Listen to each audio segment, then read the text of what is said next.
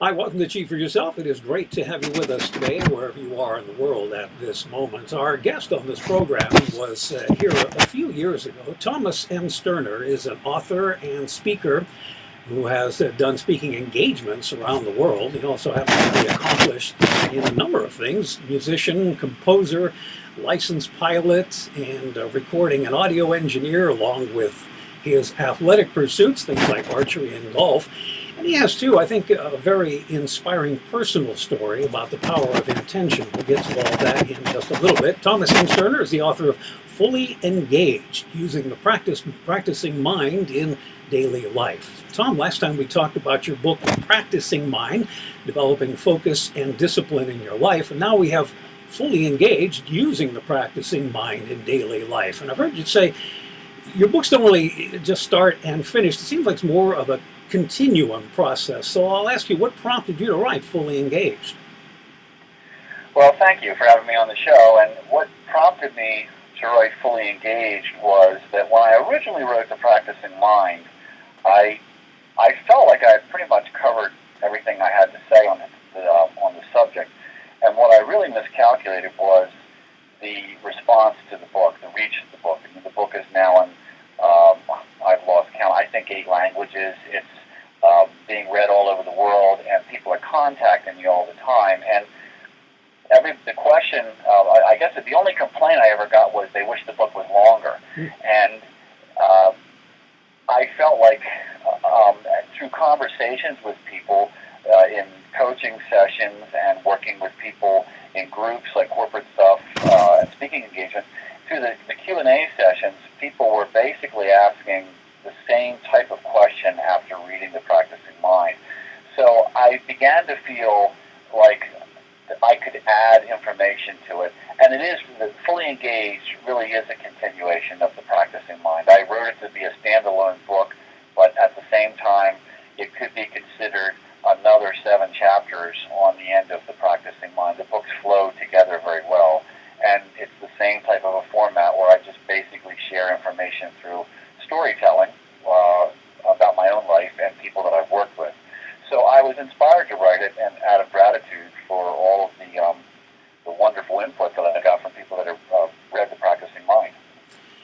And before we get into the heart of the book, let's talk exactly about what fully engaged means. Can you give us a definition? Well, fully engaged to me means understanding the experience of being fully absorbed in the process of what you're doing right here and now. And that's something that is very foreign to us. We are finding through the studies, that people our brains are being asked to operate at a faster and faster pace in order to deal with the culture and the technology. And that's a good thing, but at the same time, we're losing our ability to focus on any particular thing for any length of time. Attention spans are getting shorter and shorter, and our brain is basically atrophying in its ability to concentrate. And so to me, fully engaged means to relearn how to be completely absorbed in the present moment and what you're doing right now. When you're operating in that mode, you have access to your full consciousness, which usually we don't. Usually our mind is running around. It's visiting all these circumstances. Almost, I would liken it to background tasking on a computer. There's all these things running in RAM that really have nothing to do with the actual application that we're trying to get done right now. And it's stealing processor power from us. It makes us tired, and we're not even aware that it's happening. So that, to me, is what fully engaged is. It's relearning how to be completely present in what you're doing. And it sounds like that came into play in the writing of your first book, because you said had you been more clear, you would have made more progress in your writing. What happened there?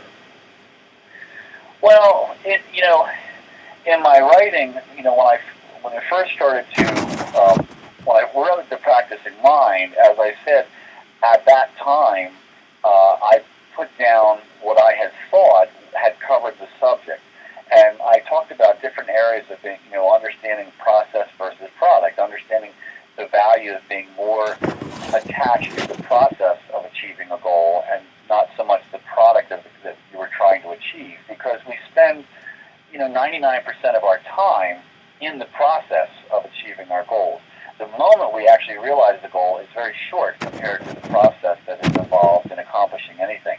So if we can learn to turn that around and be much more absorbed in that and have that be where we want to spend our time, that be our goal, then we end up experiencing this contentment and joy. Our mind slows down because it's not being asked to process all these different things in the background. Our thoughts thin out. We have more energy. There's all these things that occur from that. And I felt like that was the kind of stuff that in coaching people and trying to figure out, well, how do I convey this information more clearly to these people? That was stuff that started to come out in the years after I wrote The Practicing Mind, and which made me understand, well, I could talk about this through some stories, and I could make this information a little bit dig deeper, I guess is probably the best word for it, and I could give people more information that would be helpful. Now, you had duties, obviously, aside from your writing. You had the duties of house and home, raising a family, and all of that over the years. Did you ever get discouraged in your writing process, or at least sidetracked by all of the things you had to tend to other than writing? Oh, absolutely. Absolutely I did. I'm a very creative person. I always have been. And, when I would feel inspired thoughts, I couldn't always actualize them. Meaning, I remember, and I mentioned this in The Practicing Mind, there were times when my daughters were young. They're adults now, but when they were young, and I was a lot of times I was a stay-at-home parent because I was self-employed, and we worked things out so that I could stay home and work out of the house for a certain amount of time. And they would be young, and they would need my attention. And I was writing. I actually wrote The Practicing Mind in the mid-'90s, and I would have these ideas. Oh, I got to cover this topic. I got to think about this. I got to make sure I don't forget to put this in there. And I couldn't do that because I had these children to take care of. And it was one of the things that made me realize that I was not being present in the process of what I was doing right then, which was watching my kids and interacting with them. And I was actually missing out on moments that I would never be able to recapture. And so that was, everything I have ever written about has been through a learning process of me reading and researching and then applying it to my life, and then seeing where I felt like I was weak and where I was strong and how I changed this and how I learned that. And that's really how I've shared all the information that I have written about. And it's all been through trial and error. Now, I mentioned that you worked in the music industry, and you are a musician yourself, and you worked with some really big names, people like Ray Charles, Tony Bennett, Luciano Pavarotti. And that's in keeping, I think, with what we're talking about today. And I'm wondering if you ever saw a meditative quality in these larger-than-life figures, or was it mostly just raw talent? No, nobody gets to where they are. If you talk to those people, and I spent a lot of time on a daily basis with some of the biggest names in the world. I was in their dressing rooms. I was at rock concerts in the trailers, sitting next to the performers, working on keyboards. They generally don't like the word talent because to them they feel like it invalidates the hard work that they've put into getting to where they are, and many of them have a very meditative quality to them in terms of their practice routine, and you would see that they would be on stage and they would be just alone with their instrument, or they would be downstairs waiting to go on the stage for the performance. They would be sitting in their dressing room with their instrument, and they would have a very meditative quality. So I think that's really underestimated by the public because they don't see that. And in fact, I remember seeing a very well-known jazz pianist who was playing at the Newport Jazz Festival, and he was interviewed after his performance. And the interviewer said that. He said, how does it feel to be so talented? And the guy said, what is this? He goes, no, talent has nothing to do with what I'm doing. He said, this is hard work. It took me a lot of hard work to get here. It has nothing to do with this talent thing. He said, I don't really understand what that is. And I think that most people that are artists like that, that's the way that they feel about it. Why is it that our minds resist being in the present moment so much? I think the mind resists it because, for one, we have a lot of distractions. We are connected to the marketing media 100% of the time through smartphones, through tablets, through computers, through television. It doesn't matter where you go, you're being marketed to. Whether if you're in the car, now we want car, for the keep the kids distracted. If you go into a sandwich shop, they've got televisions up on the wall. They've got music playing. There's this constant bombardment of media in us, and so the mind is always trying to process all this stuff that has nothing to do with where we are and what we're doing. And the goal of this marketing and this media is to make you feel, to capitalize on a feeling that we all have of being incomplete. And it always makes the mind feel like you can't be happy with where you are right now. You have to get to this other place, someplace out there, some time out there, but anywhere but where you are right now. You cannot be happy with where you are right now. And that makes the mind want to get ahead. It wants to get to the next thing. That's one thing that happens. And the other thing is that we've laden ourselves with too much to do in a day, and I think we all know that, but we participate in it. And so the mind background task, when we're working on something that's right in front of us, and the mind says basically, well, while you do that, I'm going to go visit these other things that are coming on later in the day and try to figure that out, so I can get a jump on it. And that's going on too. There's a pull towards that, and so it creates all of this activity in the mind, and it makes the mind feel like being in the present is just not enough. It has to do more in order to solve all these problems that are facing us on a daily basis. I know a lot of people don't like to hear the word meditation, and you use the phrase thought awareness training. What was your thought process for using that? Are you dealing with people who just don't like the sound of meditation? No, I think that I have studied meditation for about 35 years, and I have meditated for 35 years. But I think that the problem with the word meditation is that it has a lot of connotations to it. Meditation it's a skill and it's a tool, and it's used for different things. Some people may use it in a religious pursuit. Other people may use it as a stress reliever. And I feel like the reason I called it the process that I was describing, thought awareness training, is because as a tool, the process, it's just a label. Meditation is a label for a process that we learn, a skill that we learn. And I think we can't accomplish anything if we don't understand that we are not our thoughts. That's the very first thing that we have to understand, is that our mind is a thought machine, and it will produce thoughts all day long, with or without your permission. And some of the thoughts that it produces are through your intention. You have an intention to solve a problem or something. But if you don't give the mind a problem to solve, it will go looking for one. I mean, they know this, and it's been studied. And so what happens is the mind is just running around all day, thinking and thinking and thinking, and it's being stimulated by all this input of media. And if you are not aware of that, then you basically are absorbed in all of the emotional content that comes from all the thinking.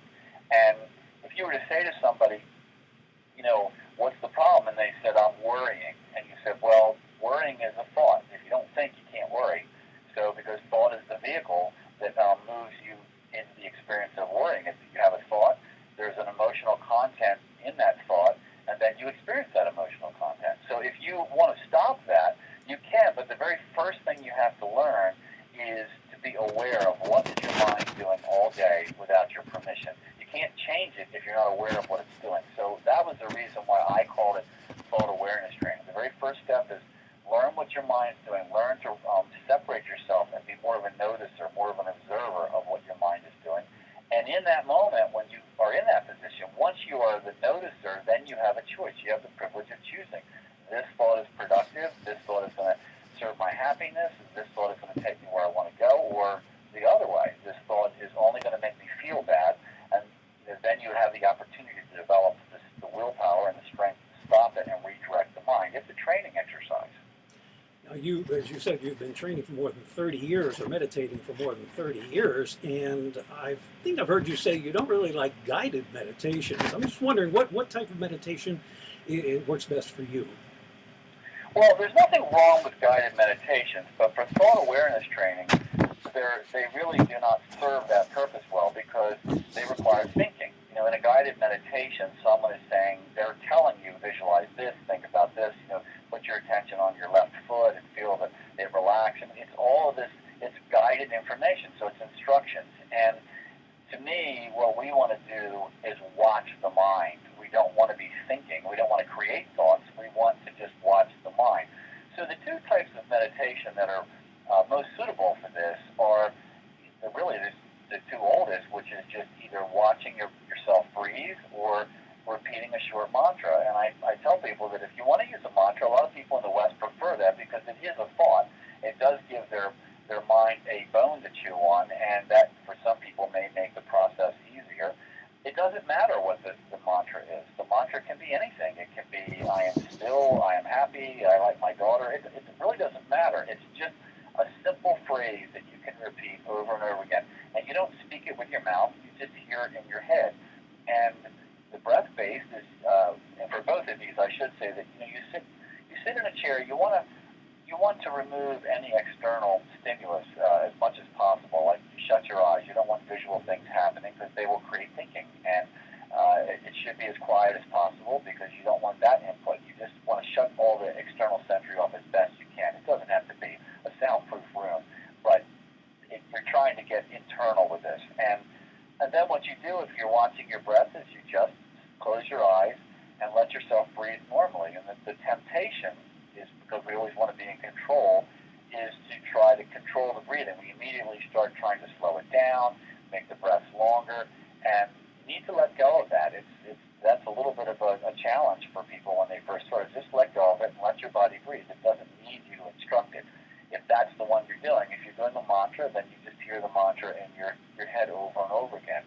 I think what's important, the biggest points to bring up is, what will you experience when you try to do this if you've never done it? Well, the first thing that will happen is you will think I'm right on this because the mechanics are very simple, but very quickly into it, your mind will go off because it doesn't like it. It's too simple. It's boring. It wants a problem to solve, and so it'll just go visiting something else. And you won't notice it because you will be where you spend most of your day, and that is absorbed in the thought process. And at some point, there will be an instant when you wake up and you become completely present again, and you realize that you're thinking about a report at work or something you have to do later in the day or something that happened yesterday that's bothering you, and you'll realize I'm not paying attention to my breath, I'm not paying attention to my phrase that I'm supposed to be saying. And it's in that instant there, right there, that's what you want. It's right in that instant when you catch yourself and you wake up, that's when your skill increases. It's like an exercise. That's when you expand. And by pulling your mind back, you strengthen your ability to do so every time you do that. And that's what people need to realize. There's no such thing as a bad meditation, as a bad thought awareness session. It doesn't exist. You will have days where your mind is very busy and you'll chase your mind all the time, and you will have days where you're relatively calm and you will feel like you're really getting pretty good at it.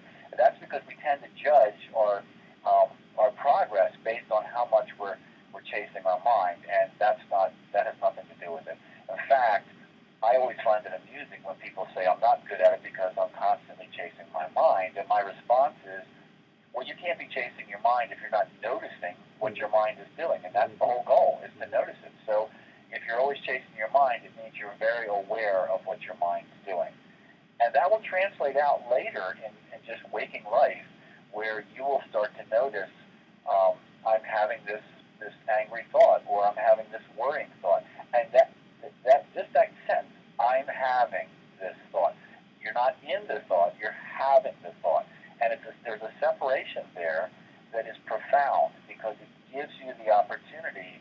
It will feel like, as it progresses, and you can't stop this from happening, it's a natural result of just this very simple process, doing it 10 to 15 minutes a day.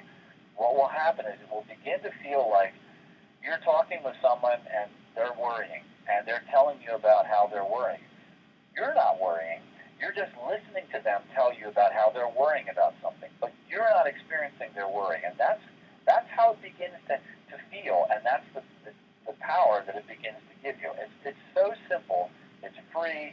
It doesn't take a lot of time. And like I said, 10, 15 minutes a day. It's amazing what happens. And I think it's very important that people don't judge their experience in it and say, I'm not doing good because I'm always chasing my mind, or I'm having trouble doing it every day. If you don't do it every day, then and you're aware of it, then you just go back to doing it every day. I mean, stop the whole judgment thing. It's like exercise. exercise, you never master exercise. You don't get to a point in your life where you can say, I don't need to exercise anymore. That exercise is part of a healthy life, and this process of training the mind is a healthy part of life. And when we talk about people who worry about whether they're doing it right, they may be given to perfectionism. And I remember Joan Rivers saying that in the entertainment business, and I know this from doing many auditions and the rejection that happens, you have to enjoy the process. So are we talking about something similar here? You just have to enjoy the whole experience rather than get the result. Yes, you're not, there is, as I said, there is no, I'm not good at this. Everybody's good at it. They're an expert the first time they do it. There is no good at this. There is no bad at this. It's just a process. As I said, it's a fallacy to think that in what we're trying to accomplish here, that you're going to get to a point where you have absolutely no thoughts. I mean, the people that meditate in the Himalayas, 8 hours a day, still struggle with a mind that's active. This is they, because they do so much of it, their skill level is higher. But it is the nature of the mind, and I think that that's not what we're after here. We're after the catching of the mind, the awareness of what the mind is doing. And when you can look at it like that, then you can just enjoy the process, because as you're doing it, you're growing. Your skill is growing. Your ability to be aware of what your mind is doing and your ability to control it is growing just by you doing it. And so you begin to feel like I'm right where I'm supposed to be. Right here, right now, I'm doing what I'm supposed to be. And it's a very satisfying feeling. And a great mention in the book that conjures up a very positive feeling amidst a world that is so uncertain today. You talk about a global awakening that's currently happening in the world. Tell us more. Well, I think that, the conversation we're having today, we certainly wouldn't have had 25 years ago. And this is where, there's a paradigm here that's being busted. That, if you look at, like the concept of multitasking, we now know that multitasking doesn't exist. It's actually called now switch tasking, because every time when we think we're doing 3 or 4 things at one time, we're not doing 3 or 4 things at the same time. Our brain is stopping and starting over and over again. And there's a very simple test you can do to prove this to yourself. It was brought to my attention by a guy named Dave Crenshaw, who wrote a book called The Myth of Multitasking. And if you take a sentence and you write the sentence out, and the sentence that he used in his example was, multitasking is worse than a lie. If you write that sentence across the piece of paper, you start a timer, and instead of writing multitasking is worse than a lie, you write a letter, and then you number the letters. So you write M, and underneath of it you write 1, and then you write the letter U, and then underneath that you write 2, all the way across the page, and you time that. And then when you're finished with that, then you start over again, and you just write the sentence, multitasking is worse than a lie, and go back and write 1, 2, 3, 4, 5, 6 up until you have numbered all the letters. And what you find when you do that is that it takes about 30, it depends on the person, but like 35 to 45% less time when you do it the second time, just writing the sentence and writing the numbers. Now, what it shows you is that most people think when they're writing an M and then a 1 and then a U and then a 2, they're only doing one thing, but they're not doing one thing. They're asking the brain to go from one set of information to another set, and the brain is stopping and starting and stopping and starting. It's just that it happens so quickly that we feel like we're doing it all at the same time. And what they've learned about this is that it's totally unproductive. This thing about switch tasking, it steals mental stamina. It takes people longer to do the things, all sorts of things. And so that's part of the paradigm that's being busted. All the sports psychology that is out there has learned that when we are functioning, when we are totally present, we're completely fully engaged in what we're doing right now, then we are functioning at our highest level. This stuff has been said for thousands of years, but now through all of these university studies and tests in sports, which is really where it was, I think, it's percolated up into the society, because in sports, they have really gotten the physical prowess part of it. If you just look at golf, I mean, they have all these computer analysis. You wear these suits, and they can analyze every part of a golf swing, and they can see how do we maximize the transfer of energy from the golf club to the ball, what swing motions have to happen. They can do all this math on that, so they know how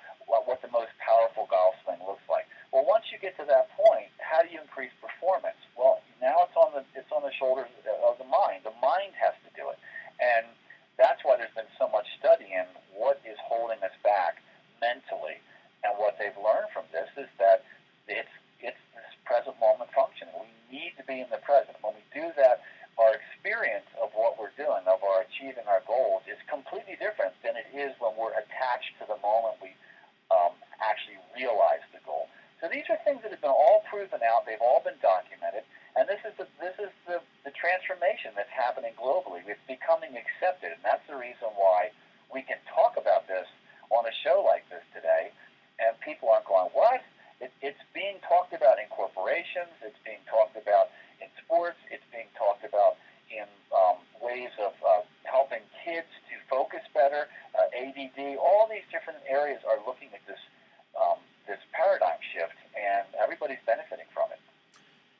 And a good final question, I think, is to talk to, if you would, those people who are kind of putting their toes in the water here, thinking of becoming more contemplative or moving more in that direction. What would you say to that person who may be just ready to start a practice? Well, I would say that the biggest thing is to not judge your progress. I think that people we have a tendency to we're always looking for performance. We are always judging ourselves. We judge everything. We judge is this the best ice cream I've ever had? We're always judging everything that we get involved in, and we feel like we have to feel like we're making progress. Otherwise, we don't feel confidence in ourselves. So I think what people have to understand about a thought awareness training exercise, and what makes people uncomfortable about it, is that there is no end to it. It's like art. When you start music, you're never as good, and this is something that all these artists I talk to understand, and they are thrilled about it. You are never as good as you can be. You're always expanding as a musician. And when we undertake things today, we're so overloaded that we're always looking for closure. We want the kids picked up from school. We want the grocery shopping done. We want the report done at work, because we feel like we have so much going on in our head and so much going on in our day. We just want less stuff on our plate. So with that feeling going on, when you tell somebody, look, I want you to do this every day and for the rest of your life, it just feels overwhelming because it's infinite. And they're like, you mean it's never going to be done? I'm never going to get it completed? That's an uncomfortable feeling. And I think that what they need to understand is the benefits that they will get from it. They won't need encouragement to keep going. It will make them feel better. They'll feel more relaxed. They'll feel more content during their day. The emotional content that they were used to experiencing in different situations, they will feel more removed from. They will feel more self-empowered. I think that's really the thing that they need to understand, is that is what they will get out of it. And the fact that it's something that you do all the time for the rest of your life is not a bad thing. All that just means is you can continually get better. And there are going to be times when something's going on in your life and you just can't do it. And if that's to happen, you don't judge. If that happens, you don't judge that. It's just like, okay, I missed it for 2 days, and then you just go back to it. It happens to me. In general, I meditate every day, but there are some days when it just gets missed because I'm on the run, or I just can't find the time to spend by myself. But I don't judge that. I just know I can come back to it. I know you have several websites. I have tomsterner.com. Is that where we're directing interest in the book? Yeah, I think that's a good place to start. I have the practicingmind.com and the Practicing Mind Institute, but there are lead-offs from there, from tomsterner.com. There's, you can find ways to purchase the books from that website. You can find out more about me. There's actually a video. There's some videos on the homepage about Fully Engaged, which has just come out, where I'm interviewed directly about the book. People were more curious about that. So I think tomsterner.com is an excellent place. They can also email me too at tom@tomsterner.com, or the contact form on there will send it to the same place. All right, the book is Fully Engaged, Using the Practicing Mind in Daily Life by Thomas M. Sterner, our guest today. Tom, thanks for doing the interview, giving us another great book, and for sharing your own story with us. So come back and make it a third time. That'd be great. I would love it. Third time's a charm. So Yes. let's plan on it. All right, then. Good. Take care, and we'll talk to you again. Okay. All right. Bye-bye. Tom Sterner, and the book is Fully Engaged, Using the Practicing Mind in Daily Life. We'll have a link to Tom's website at achieve4yourself.com. You visit that page if you're not there right now, and have your email address ready and to put into the box that we provide for you there on the page. That'll get you the Genulines blog post, and that's the best way to keep informed as to who our next guest will be and whatever associated information goes along with that. That's at the achieve4yourself.com start page. And if you've subscribed, I'm happy that you've done that, because we've been sending out a series on finding your why. We're finished in sending those now, but of course you can catch up with them in the older blog posts. That's just one of what we hope will be more series with information you can use, and also associated audio that goes with that. I like to make the blog posts listenable, so you have the chance to listen or read the post. I think it just makes it that much better for you. All right, that's going to do it for today. Thanks again for making Achieve for Yourself your listening choice. Be well, and I'll talk to you soon.